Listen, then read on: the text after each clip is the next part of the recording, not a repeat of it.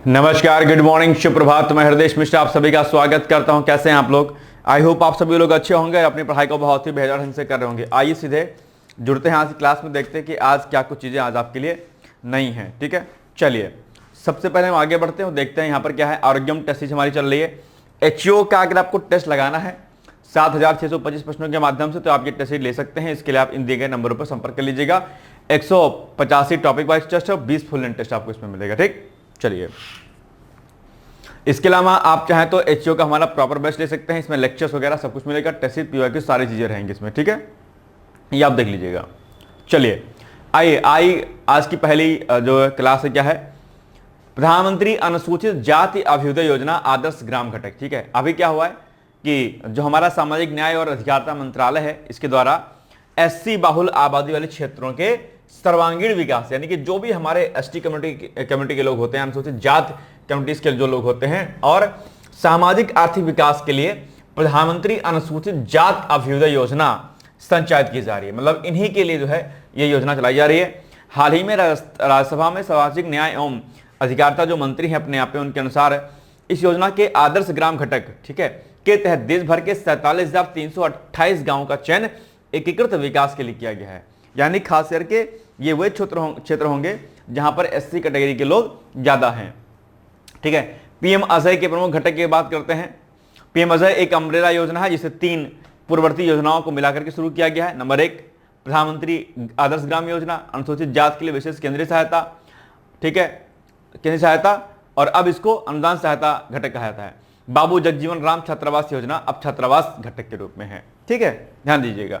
तो ये एक अपने आप में, 2 और 3। ठीक है, आदर्श ग्राम घटक की क्या विशेषता है? एकीकृत विकास एवं कन्वर्जेंस, यानी कि इसका उद्देश्य केंद्र और राज्य सरकारों की मौजूदा योजनाओं के बेहतर समन्वय से प्रमुख विकास बाधाओं को दूर करना और सामाजिक आर्थिक संकेतकों का पूर्ण कवरेज जो है इसमें प्राप्त करना। ठीक है, देश भर के कुल जो इतने गांव लिखे हैं 47,328 गांवों का चयन किया गया है, जिनमें 435 गांव अकेले तेलंगाना राज्य में चयनित किए गए हैं। ये घटक 10 घटक, उसमें 50 संकेतक हैं। यानी कि इसमें जो है देखिए, जैसे शिक्षा है, स्वास्थ्य है, पेयजल, स्वच्छता, ठीक है, कनेक्टिविटी, सड़क की, बिजली, ऐसे जो बुनियादी सुविधाएं होती हैं उन 10 प्रमुख क्षेत्रों पर इस पर काम किया जाएगा। और 50 निगरानी योग्य जो है सामाजिक आर्थिक संकेतकों का पूर्ण कवरेज इस पर केंद्रित होगा। ठीक है, चयनित गांव में विकास की कमियों की पहचान करने और व्यस्तता स्थिति तय करने के लिए एक नीड असेसमेंट सर्वे आयोजित किया जाता है कि भैया यहाँ पर क्या क्या चीजें आवश्यक हैं और हमें कैसे इसको पूर्ति करनी है। राज्यों द्वारा चयनित गांवों के विकास में की गई प्रगति को PMAGY ऑनलाइन पोर्टल पर नियमित रूप से अपडेट और ट्रैक किया जाता है कि भैया क्या वास्तव में काम वहां पर हो रहा है कि नहीं हो रहा है। ठीक है, अब यहां पर आप देखेंगे तो इसमें ये जो टॉपिक है अपने यहाँ पे UPSC के लिए इंपॉर्टेंट है। जैसे पेपर सेकंड में शासन एवं सामाजिक न्याय का एक टॉपिक है ना, सोशल जस्टिस वाला, तो उसमें कमजोर वर्गों के लिए कल्याणकारी योजनाएं, उनकी कार्यप्रणाली और कार्यान्वयन की प्रभावशीलता पर प्रश्न बन जाएगा, जिस पेपर सेकंड में आपके। ठीक है, पेपर थर्ड में इकोनॉमिकल डेवलपमेंट, आर्थिक विकास वाली बात होती है, तो समावेशी विकास और उससे उत्पन्न विषय बुनियादी ढांचे का विकास, ये टॉपिक जो है आपका कलेक्ट किया जाएगा। यानी कि जब आप एक गांव का ग्राम सर्वांगीण विकास करेंगे, ठीक है, समाज के जो अंतिम पायदान पर जो बैठे हुए लोग हैं उनका विकास करेंगे, तो निश्चित तौर पर उससे हमारे भारत की जो आर्थिक व्यवस्था क्या हो जाएगी, मजबूत होगी। तो एक और हम कमजोर वर्गों के लिए काम करेंगे तो वो पेपर सेकंड में चला जाएगा, सोशल जस्टिस में। और जब सर्वांगीण विकास करेंगे कहीं ना कहीं हम गांव का, समाज का, तो उससे हमारी आर्थिक व्यवस्था मजबूत होगी। तो अपने यहाँ पे पेपर थर्ड में आ जाएगा, जो कि आपका इकोनॉमिक्स वाला सेक्शन है अपने आप में, ये टॉपिक में। ठीक है, तो इसको आप इस पॉइंट ऑफ से पढ़ लीजिएगा। भैया आरोग्य के सिलेबस के बदलने के चांस लगभग हैं, ध्यान दीजिएगा आप लोग, इसलिए अपनी पढ़ाई को थोड़ा सा अलग तरीके से करना शुरू कर दीजिए। PCS के कुछ पेपरों को मिला करके कंबाइंड पेपर बनाने की बात कही गई। अभी हम लोग कल लाइव थे, परसों लाइव थे रात में, ये बातें सब आपसे कही गई थी।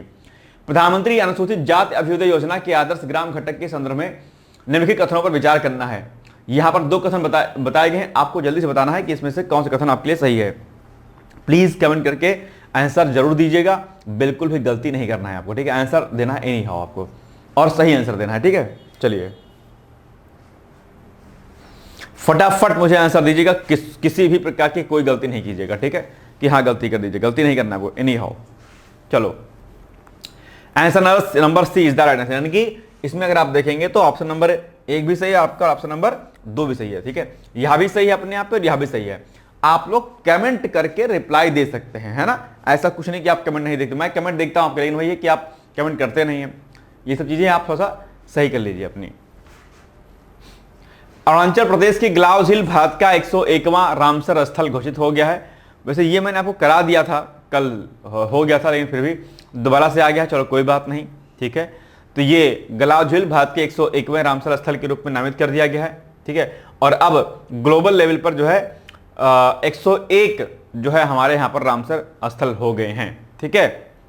और ये बड़ी बात है अपने आप पे, जितने बड़े संख्या में हमारे पास ये स्थल हैं।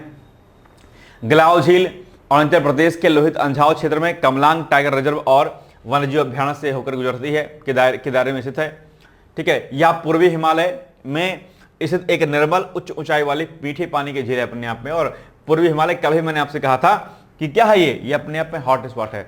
4 हॉट स्पॉट मैंने कहा था ना, पूर्वी हिमालय, और कौन कौन से होते हैं 4 हॉट स्पॉट, बहुत पूछे जाते हैं, है ना। 4 बायोडायवर्सिटी हॉट स्पॉट कौन है, 4 हमारे हॉट स्पॉट कौन है, बताइएगा जल्दी से कमेंट करके आप लोग। मैंने कल ही पूछा था, आज फिर से पूछ रहा हूं, बहुत बार पूछा गया प्रश्न एग्जाम में, ठीक है। यह झील 12मासी धाराओं से पोषित होती है और जो इसे वर्ष भर जल से समृद्ध रखती है। यहां पर झील के आसपास सघन सदाबहार और अर्ध सदाबहार वन स्थित है। यह क्षेत्र जैव विविधता का एक प्रमुख केंद्र है, जो दुर्लभ हिमालयी वनस्पतियों और विविध वन्यजीवों को प्राकृतिक आवास जो है क्या करता है, ये प्रदान करता है। बाकी यहां पर कमलांग टाइगर रिजर्व के बारे में दिया गया है point. Kamlang tiger reserve Arunachal Pradesh का चौथा टाइगर रिजर्व है भाई साहब, ठीक है। तो ये पॉइंट आप ध्यान रखिएगा, ठीक है, चौथा है। यह नामदफा राष्ट्रीय उद्यान, ठीक है, के दक्षिण पूर्व में स्थित है। यहां की अनूठी स्थलाकृति और समृद्ध पारिस्थितिकी तंत्र इसको मिसमी जनजाति के सांस्कृतिक और प्राकृतिक ताने बाने से भी गहराई से जुड़ी हुई है अपने आप में, ठीक है। रामसर कन्वेंशन आप जानते होंगे, यह अंतर्राष्ट्रीय महत्व की आर्द्र भूमियों, ठीक है, के संरक्षण के लिए 2 फरवरी 1971 को ईरान के रामसर शहर में हस्ताक्षरित एक अंतर्राष्ट्रीय संधि है। 2 फरवरी 1971 को, पॉइंट ध्यान रखिएगा। भारत और रामसर की बात करते हैं तो भारत ने 1 फरवरी 1982 को इस कन्वेंशन पर हस्ताक्षर किया। अब ये दोनों ही पॉइंट आपके लिए क्या हो जाते हैं, महत्वपूर्ण हो जाते हैं, ध्यान रखिएगा। ये वाला पॉइंट भी आपके लिए और ये वाला पॉइंट भी, ठीक है।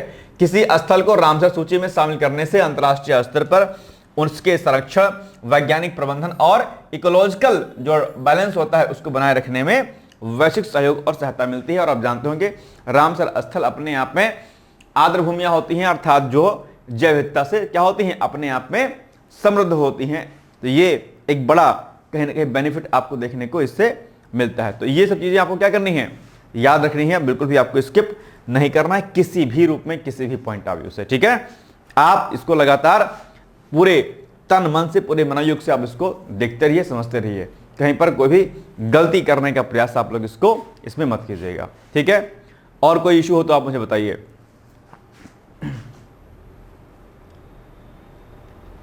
चलिए, अब आप इस पर छोटा सा प्रश्न बन जाएगा जिसका उत्तर आपको देना है। यहां पर हाल ही में समाचारों में रही ग्लाव झील, जिसे भारत का 101वां रामसर स्थल घोषित किया गया है, किस राज्य में है बताइएगा मुझे, फटाफट बताइएगा।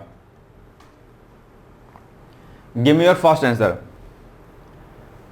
अरुणाचल प्रदेश, है ना, C is the right answer, ठीक है। चलिए, अब इसमें गलती आपको नहीं करनी किसी भी रूप में, ठीक है। चलिए आगे बढ़ते हैं हम लोग। अब नेक्स्ट है प्रधानमंत्री श्रम योगी मानधन योजना, इसके ये भी चर्चाओं में है। तो अभी असंगठित क्षेत्र के श्रमिकों को वृद्धावस्था में सामाजिक और वित्तीय सुरक्षा प्रदान करने के उद्देश्य से भारत सरकार द्वारा फरवरी 2019 में प्रधानमंत्री श्रम योगी मानधन अर्थात PMSYM योजना की शुरुआत की गई थी। आपके लिए इंपॉर्टेंट फैक्ट है, ध्यान दीजिएगा, कई बार आपकी परीक्षा में पूछा गया है। मैं बार बार कहता हूं आप सभी लोगों से कि जो भी पुरानी परियोजनाएं होती हैं उनको आपको स्किप नहीं करना, तैयार करना है उसको। अब आप कितना अवेयर हैं आप देख लीजिएगा। यह एक स्वैच्छिक और अंशदायी पेंशन योजना है जो असंगठित क्षेत्र के कम आय वाले कामगारों के भविष्य को सुरक्षित करने के लिए बनाई गई है, ठीक है। इसकी कुछ विशेषताएं हैं, जैसे कि मासिक सुरक्षित पेंशन 60 वर्ष की आयु पूर्ण होने के बाद लाभार्थी को 3000 रुपए प्रति माह की न्यूनतम सुरक्षित पेंशन प्रदान की जाती है इस योजना के अंतर्गत, जो कि आपके लिए बड़ी इंपॉर्टेंट है। दूसरा, 50-50 का इसमें अंशदान होता है। यह योजना समान अंशदान मॉडल पर बेस्ड होती है। जितनी राशि लाभार्थी द्वारा प्रतिमाह जमा की जाती है उतनी ही राशि 50% राशि का अंशदान केंद्र सरकार द्वारा किया जाता है। लाभार्थी की प्रवेश आयु के आधार पर मासिक अंशदान राशि 55 रुपया से लेकर के 200 रुपये तक होती है अपने आप में। पेंशन वितरण की समयावधि, चूंकि यह योजना फरवरी 2019 में शुरू हुई थी और न्यूनतम प्रवेश आयु 18 वर्ष के न्यूनतम के अनुसार 60 वर्ष की आयु प्राप्त करने पर समय लगता है। इसलिए इस योजना के तहत नियमित पेंशन का वितरण फरवरी 2039 से शुरू हो जाएगा अपने यहाँ पे। ठीक है, चलिए पात्रता मानदंड इसमें क्या था कि असंगठित क्षेत्र के श्रमिक जैसे कि घरेलू कामगार हो गए, रेहड़ी पटरी वाले लोग हो गए, मध्याह्न भोजन हो गए, ठीक है, इन सब के लिए योजना है अपने यहाँ पे। ईंट भट्ठा मजदूर आदि इसमें आ जाएंगे। 18 से 40 इसकी न्यूनतम उम्र थी अपने आप पे पेंशन की। मासिक आय 15,000 या उससे कम होनी चाहिए, तब आप इसका जो है लाभ ले सकते हैं। EPFO, IEC या NPS, ठीक है, के सदस्य इसके पात्र नहीं होते हैं। आयकर दाता इस योजना में शामिल नहीं हो सकते हैं। अगर आप इनकम टैक्स पेयर्स हैं तो आप इसमें पार्टिसिपेट नहीं कर सकते, इस योजना का लाभ नहीं ले सकते हैं। ओवरऑल असंगठित क्षेत्र के लोगों के लिए है बस। ठीक है, देश भर में फैले लगभग 4 लाख कॉमन सर्विस सेंटर के नेटवर्क के माध्यम से आप इसमें अपना रजिस्ट्रेशन करा सकते हैं। ठीक है, और पात्र श्रमिक स्व पंजीकरण सेल्फ रजिस्ट्रेशन हेतु आधिकारिक पोर्टल पर इसका उपयोग कर सकते हैं। यहाँ पे इसका पोर्टल का नाम लिखा गया है। कुल लाभार्थी जुलाई 2026 तक देश भर में 54 लाख से अधिक असंगठित श्रमिक इस योजना के तहत पंजीकृत हो चुके हैं। 54 लाख लोग इसका फायदा लेंगे। अब इस योजना में असंगठित महिला श्रमिकों की भागीदारी 53.1% है, जो महिलाओं के वित्तीय समावेशन को दर्शाती है। केंद्र सरकार द्वारा अब तक कुल जो है यहाँ पर पॉइंट लिखा हुआ है कि इतना जो है अंशदान जारी किया जा चुका है अपने आप में। ठीक है, यानी कि लोग पैसा जमा कर रहे हैं इसमें। ठीक है, अब आप बताइए कि इस प्रश्न का उत्तर क्या हो जाएगा। अच्छी योजना है। आप जानते होंगे कि सड़क पर जो काम करने वाले जो लोग होते हैं, चाहे वो चाय बनाने वाले हों, कोई नॉर्मल सब्जी बेचने वाला हो, मतलब रेहड़ी पटरी पर जो भी लोग होते हैं वो असंगठित क्षेत्र के लोग होते हैं, संगठित क्षेत्र के लोग नहीं होते हैं। उनको कोई खास कोई पेंशन योजना, कोई विशेष लाभ किसी के द्वारा नहीं मिलता है। तो ये पेंशन उनके लिए अपने आप में बड़ा बेनिफिट देखने को मिलेगा, है ना। इसके माध्यम से जितना पैसा आप जमा करेंगे उतना ही केंद्र सरकार देगी आपको। ठीक है, 50-50% का वो है डिस्ट्रीब्यूशन है इसमें। प्रधानमंत्री श्रम योगी मानधन योजना के संदर्भ में लिखित कथनों पर विचार कीजिए। नंबर 1, यह असंगठित क्षेत्र के श्रमिकों के लिए एक स्वैच्छिक और अंशदायी पेंशन योजना है।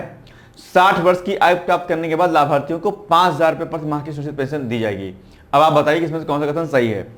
कमेंट करके इसका आंसर आप मुझे जरूर दीजिएगा। एनी हाउ दीजिएगा, किसी प्रकार की गलती इसमें नहीं करना है आपको, एनी हाउ। ठीक है, चलिए क्या हो जाएगा इसका उत्तर बाबूजी लोग भैया, बताइए मुझे जरा एक बार।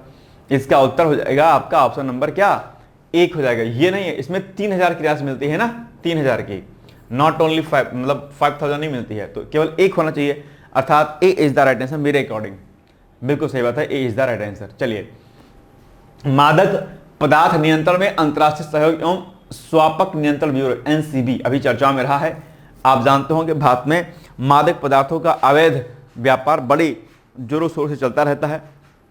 इसी संदर्भ में अगर आप देखेंगे तो भारत में अवैध मादक पदार्थों की तस्करी और नशीली दवाओं के बढ़ते खतरे से निपटने के लिए अंतर्राष्ट्रीय स्तर पर सहयोग एक महत्वपूर्ण कारक है। भारत सरकार का जो होम मिनिस्ट्री है इसके अधीन कार्यरत स्वापक नियंत्रण ब्यूरो, इसको हम लोग क्या बोलते हैं, नारकोटिक्स कंट्रोल ब्यूरो अर्थात NCB के नाम से भी जानते हैं। क्या, नारकोटिक्स कंट्रोल ब्यूरो NCB ने सीमा पार नशीली पदार्थों की तस्करी को रोकने के लिए वैश्विक सहयोग अर्थात ग्लोबल लेवल पर सपोर्ट को सुदृढ़ किया है। और इसी दिशा में NCB ने 27 देशों के साथ में द्विपक्षीय अर्थात बायलैटरल एग्रीमेंट और 19 देशों के साथ में समझौता अर्थात MOUs पर साइन किया हुआ है भी हाल ही में। ये बड़ी बात है कि हमने मादक पदार्थों को रोकने के लिए इतने बड़े स्तर पर NCB ने एक समझौता ज्ञापन पर साइन किया हुआ है। ठीक है, बाकी NCB के बारे में अगर बात करते हैं तो इसकी स्थापना, NCB का गठन दरअसल 17 मार्च 1986 यानी 17 मार्च 1986 को किया गया था। इसका हेडक्वार्टर कहां पर है, न्यू दिल्ली में है, ध्यान रखिएगा, कभी पूछ भी सकता है। ठीक है, इंटरनल सिक्योरिटी का पार्ट है अपने यहाँ पे, और यह गवर्नमेंट ऑफ इंडिया के मिनिस्ट्री ऑफ होम अफेयर्स के अंतर्गत कार्य करने वाली एक शीर्ष नोडल एजेंसी के रूप में है ये। ठीक है, NCB का गठन जो है अपने यहाँ पे आप देखेंगे तो इसका गठन नारकोटिक्स ड्रग्स एंड, ठीक है, साइकोट्रोपिक सब्सटेंसेस एक्ट 1985 अर्थात स्वापक औषधि और मन प्रभावी पदार्थ अधिनियम 1985 के अंतर्गत इसका गठन किया गया था, इनके प्रावधानों के अंतर्गत। ठीक है, चलिए बाकी इसका कार्य क्या है अवैध मादक पदार्थों की तस्करी पर रोक लगाना इसका कार्य है। कभी एनसीबी पर ना शॉर्ट नोट्स आ सकता है, कभी जैसे अभी आरओ वाला एग्जाम आने वाला है तो उसमें शॉर्ट नोट्स पूछ लेगा। ठीक है, इंटर एजेंसी कोऑर्डिनेशन, केंद्रीय प्रत्यक्ष कर बोर्ड सीबीडीटी, इसके अलावा सीबीआई, सीमा शुल्क अर्थात कस्टम्स और राज्य पुलिस और अन्य खुफिया एजेंसियों के साथ मादक पदार्थ नियंत्रण के संबंध में समन्वय स्थापित भी करता है अपने आप में। ठीक है, अंतर्राष्ट्रीय दायित्वों का निर्वहन, यूनाइटेड नेशन के विभिन्न सम्मेलनों जैसे कि 1961 का single convention on narcotics drug, 1971 का साइक्रोट्रोपिक सब्सटेंस कन्वेंशन तथा 1988 का यूएन कन्वेंशन अगेंस्ट, ठीक है, इलिसिट ट्रैफिक, इसके तहत अंतर्राष्ट्रीय दायित्वों को पूरा करना होता है। मादक पदार्थों से जुड़े वैश्विक नेटवर्क की खुफिया जानकारी एकत्रित करना, विश्लेषण करना और राष्ट्रीय एवं अंतर्राष्ट्रीय स्तर पर साझा करना, इसे ये सारी चीजें जो है यहां पर देखी जाती हैं, ध्यान रखिएगा आप लोग। ठीक है, मादक पदार्थ नियंत्रण हेतु भारत की वैश्विक रणनीतियां, तो 27 देशों के साथ द्विपक्षीय समझौतों और 19 देशों के साथ एमओयू अंतर्राष्ट्रीय स्तर पर खुफिया जानकारी के तुरंत आदान प्रदान में सहायता करते हैं। स्मार्ट बॉर्डर मैनेजमेंट अर्थात गोल्डन क्रिसेंट, ठीक है, जिसमें ईरान, अफगानिस्तान, पाकिस्तान आते हैं, और गोल्डन ट्रायंगल, ठीक है, यानी कि म्यांमार, लाओस और थाईलैंड के निकट होने के कारण भारत के लिए एनसीबी का अंतर्राष्ट्रीय नेटवर्क रणनीतिक रूप से अत्यंत महत्वपूर्ण हो जाता है अपने आप में। ये शायद आप नहीं जानते हो गोल्डन क्रिसेंट और गोल्डन ट्रायंगल में क्या आता है, यही आता है अपने आप ही। तो भारत के पड़ोसी देश होने के नाते ये चीजें बहुत महत्वपूर्ण हो जाती है कि हम इन सीमाओं पर चीजों को बहुत बेहतर तरीके से करें और आपसी खुफिया जानकारी साझा करें और मादक पदार्थों की तस्करी को रोकने का प्रयास करें अपने आप में। ठीक है, चलिए अब आप बताइए कि इसका उत्तर क्या हो जाएगा। ये मादक पदार्थों पर, अवैध तस्करी आदि पर, साइबर सिक्योरिटी आदि पर खूब सारे प्रश्न बनते हैं एग्जाम में, इसको बिल्कुल भी आपको इग्नोर नहीं करना है किसी पॉइंट से। ठीक है, कुछ लोग सो रहे होंगे, भाई साहब उठ जाओ, जाग जाओ, नहीं तो जीवन गोलगप्पा हो जाएगा भाई साहब, फिर क्या कीजिएगा फिर, है ना। अच्छा, आप लोग को टीचर वो पसंद जो आपको हंसाए, जैसे फालतू वाली बातें करे, बिना मतलब वाली, है नहीं, उठपटांग बातें करे, है ना, वो आपको मजा आता है। जब सीरियस वाली बातें हो तो आपको मजा नहीं आता है। भाई साहब ऐसा है कि जीवन में अगर आगे बढ़ना है तो सिंसियर होना सीखिए। ठीक है, खास करके पढ़ाई के क्षेत्र में। पढ़ाई में हंसी मजाक करना अलग चीज हो गई, और आजकल ऑनलाइन का जमाना है तो मास्टर वही फेमस होते हैं जो उठपटांग बातें आजकल करते हैं, चिल्ला चिल्ला के पढ़ाते हैं एकदम से, है ना, फालतू वाली बातें करते हैं, गर्लफ्रेंड बॉयफ्रेंड की बातें करते हैं, आपसे प्यार मोहब्बत इसकी बातें करते हैं, न जाने क्या क्या बातें, आपको उसमें इंटरेस्ट आता है, लेकिन आपको ये नहीं पता है कि उससे आपका समय जीवन दोनों बर्बाद हो जाता है। ठीक है, इसलिए आप देखिए, और फिर रिजल्ट को देते होते हैं, नहीं फर्जी वाली बातें होती हैं बस, है ना, बकवास बातें, कभी किसी को पैसे लेके खरीद लिया, कभी किसी को खरीद लिया, फिर नोटिंग की बाजी होती है। इसलिए जब कोई सीरियसली पढ़ाए और अच्छा कंटेंट दे तो उसकी रिस्पेक्ट करना सीखिए आप लोग, है ना, नहीं तो जीवन में चीजें ऐसे फिर होती रहेंगी, फिर जीवन फिर आपका गोलगप्पा हो जाएगा, मजाक बन जाएगा, फिर क्या कीजिएगा फिर, है ना। डेली सुबह सुबह क्लास आती है 9 बजे, अब मैं सोचता हूं, फिर अब मेरे पास फिर कॉल आती है, सर करंट अफेयर्स कहां पढ़े। महाराज इससे बेहतर करंट कहां मिलेगा आपको, एक एक चीज इतना डिटेल्स में मैं करा रहा हूं, ऑथेंटिसिटी के साथ करा रहा हूं। अब आपको और क्या चाहिए भाई साहब। पीडीएफ इसके टेलीग्राम ग्रुप पर डेली सुबह 10 बजे रिलीज हो जाती है, आप डाउनलोड करके पढ़ लीजिए, रिवीजन कर लीजिए। सारे टास्क देता हूं, कुछ नहीं करना है भाई साहब, अभी पेट फेट का एग्जाम आने वाला है, कुछ नहीं करना है, क्लास आप देखते रहिए, पेट पेट सब हो जाएगा आपके इसी से। लेकिन आप गलती क्या करते हैं, देखते नहीं है, ये बहुत दुख की बात है, मुझे बड़ा कष्ट होता है। अभी जब एग्जाम आएगा आर वाला पीछे चला, तब हाथ पांव से फूलेंगे, सर मंथली, सर मैगजीन करा दीजिए, सर साप्ताहिक करा दीजिए, सर मैराथन करा दीजिए, मैराथन करा दीजिए, बस मैराथन बन के जिंदगी मैराथन बन जाएगी आपकी, कुछ नहीं हो पाएगा। जिंदगी भागते रहिए, मैराथन की तरह भागते रहिएगा, कभी कभी टिकाऊपन नहीं आएगा जीवन में आप लोग के, है ना। बस इसी सब बातों को लेकर मैं गुस्सा होता हूं, फिर आप लोग कहते हैं हृदय सर आप बहुत गुस्सा करते हैं, क्योंकि आपकी हरकतें सुन मुझे गुस्सा, इरिटेशन होता है। ये आप लोग क्या कर रहे हो यार जीवन में, मुझे समझ नहीं आता है। ठीक है, चलिए, हाल ही में चर्चा में रहे एनसीबी का मुख्य कार्य में से कौन सा है। केवल वित्तीय अपराधों और धन शोधन की जांच करना, मादक पदार्थों के अवैध व्यापार को रोकना और विभिन्न एजेंसियों के मध्य समन्वय स्थापित करना, भारत की विदेशी गुप्तचर सेवा के रूप में कार्य करना, या फिर केवल राष्ट्रीय राजमार्गों पर यातायात नियमों का जो है प्रवर्तन करना, क्या हो जाएगा। बहुत अच्छा प्रश्न है एनसीबी के बारे में, क्या हो जाएगा, इसका उत्तर हो जाएगा एग्जैक्टली जो है आपका B. B is the right answer. ठीक है ना, आसान है, कोई दिक्कत वाली बात इसमें नहीं है। ओके, चलिए, राजर्षि पुरुषोत्तम दास टंडन जी, अभी इनकी जयंती मनाई गई है, तो अभी हाल ही में रक्षा मंत्री हमारे जो हैं राजनाथ सिंह जी ने, उन्होंने उनकी जयंती पर भावभीनी श्रद्धांजलि अर्पित की है। आप जानते होंगे स्वतंत्रता संग्राम, हिंदी भाषा को राजभाषा का दर्जा दिलाने और स्वतंत्रता उत्तर भारत की संसदीय राजनीति में उनका योगदान अत्यंत विशेष रहा अपने आप में। ठीक है, तो ये राजर्षि पुरुषोत्तम दास टंडन बड़ा फेमस नाम है इनका, ध्यान रखिएगा। उनका जन्म 1 अगस्त 1982 को प्रयागराज में हुआ था। ठीक है, स्वतंत्रता आंदोलन में योगदान की बात करते हैं तो उन्होंने 1899 में भारतीय राष्ट्रीय कांग्रेस की सदस्यता ग्रहण की और वो देश के स्वतंत्रता संग्राम से जुड़ गए। उसके बाद उन्होंने असहयोग आंदोलन 1920 और सविनय अवज्ञा आंदोलन में सक्रिय रूप से भाग लिया, जिसके कारण उन्हें कई बार जेल जाना पड़ा। उन्होंने किसानों के अधिकारों के लिए किसान सभा के आंदोलनों का नेतृत्व किया और उत्तर प्रदेश में कृषक सुधारों की वकालत भी की उन्होंने की है। तो ये एक बड़ी बात है जो आपको यहां पर याद रखनी है। ठीक है, हिंदी भाषा का प्रचार प्रसार, राजभाषा का दर्जा, टंडन जी को हिंदी को भारत की राजभाषा, ठीक है, का दर्जा दिलाने में उनके अमूल्य योगदान के लिए जाना जाता है। ये बड़ा पॉइंट आपके लिए कभी पूछ सकते हैं आपके एग्जाम में। उन्होंने 1910 में हिंदी साहित्य सम्मेलन की स्थापना में महत्वपूर्ण भूमिका निभाई और इसके माध्यम से हिंदी के प्रचार प्रसार को राष्ट्रव्यापी भी बनाया उन्होंने। तो इनका एक अमूल्य योगदान रहा है हिंदी के क्षेत्र में खास करके। ठीक है, संविधान सभा के सदस्य के रूप में उन्होंने देवनागरी लिपि में हिंदी को भारत की संघ की राजभाषा बनाने के लिए कड़ा संघर्ष किया अपने आप पे। ठीक है, उत्तर प्रदेश विधानसभा के अध्यक्ष रहे। वह 1937 से 1950 तक लगातार 13 वर्षों तक उत्तर प्रदेश तत्कालीन संयुक्त प्रांत की विधानसभा के अध्यक्ष के पद पर भी रहे। बड़ी बात है अपने आप पे। 1950 में टंडन जी भारतीय राष्ट्रीय कांग्रेस के अध्यक्ष चुने गए और जो है इसके अलावा स्वतंत्रता के बाद वह लोकसभा 1952 और राज्यसभा 1956 के सदस्य भी रह चुके अपने आप में। राजर्षि उपाधि, राष्ट्र और समाज के प्रति उनके तपस्वी जीवन और महान योगदान को देखते हुए महात्मा गांधी ने उन्हें राजर्षि, राजा प्लस ऋषि की उपाधि से विभूषित किया था। ये बड़ी बात है अपने आप में, राजर्षि। ठीक है, तो पूछ सकता है कि राजर्षि की उपाधि से किसको सम्मानित किया गया था, या टंडन जी को राजर्षि की उपाधि किसने दी थी, तो महात्मा गांधी ने दी थी। ठीक है, भारत सरकार ने उन्हें देश में सर्वोच्च नागरिक सम्मान भारत रत्न दिया। कब दिया, 1961 में दिया। तो ये कई सारी बातें हैं जो आपको यहां पर टंडन जी के बारे में आपको जाननी है। चलिए आइए अब आपसे हम लोग डिस्कस करते हैं प्रश्न पर।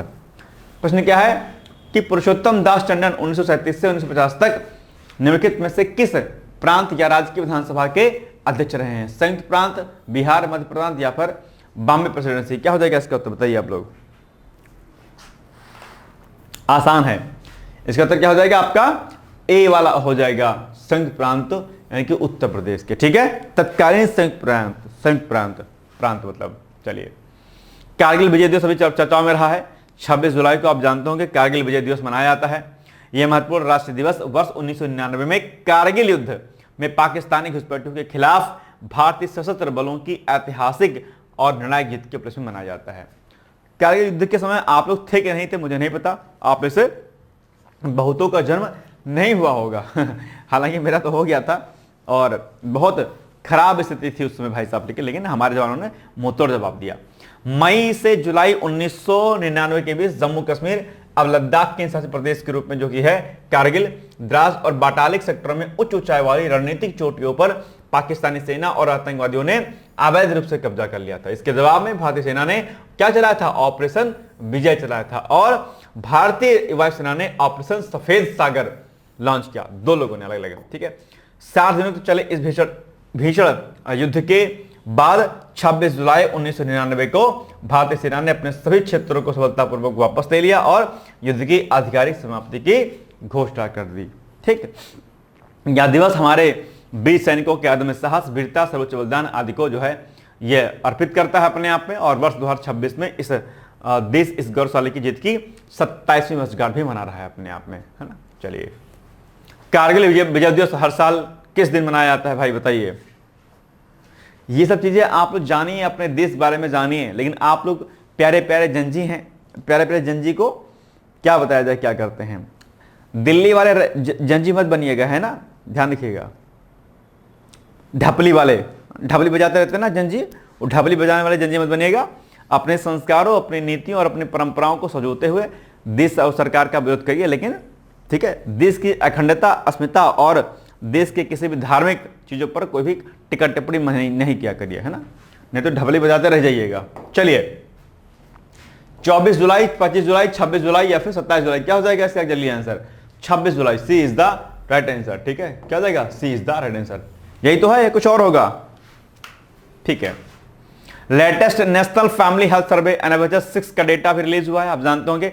इस पर मैंने आपसे कहा था कि एक आर्टिकल बनाऊंगा, इस पर एक काम करेंगे हम लोग, 20 क्वेश्चन जो है मैं आपको इस पर करा दूंगा, 20 क्वेश्चन, ठीक है, 20 क्वेश्चन आपको जो है इस पर कराया जाएगा, ठीक है। और बाकी इसकी प्रॉपर जो क्लास है ना, प्रॉपर जो क्लास है, ये प्रॉपर क्लास हमने जो है, अगर आप ध्यान देंगे तो इसको हमने आपके सभी जो भी हमारे बैचेस हैं, पीसीएस का, लोअर पीसीएस का, हाई कोर्ट का आपका, प्लस आपका जो है क्या कहते हैं आरओ का, इन सभी में आपको बहुत ही जल्दी, मतलब कल परसों तक ये मैं आपको लेक्चर प्रोवाइड करा दूंगा वहां पे, ठीक है। आप उसको देख लीजिएगा जरूर से।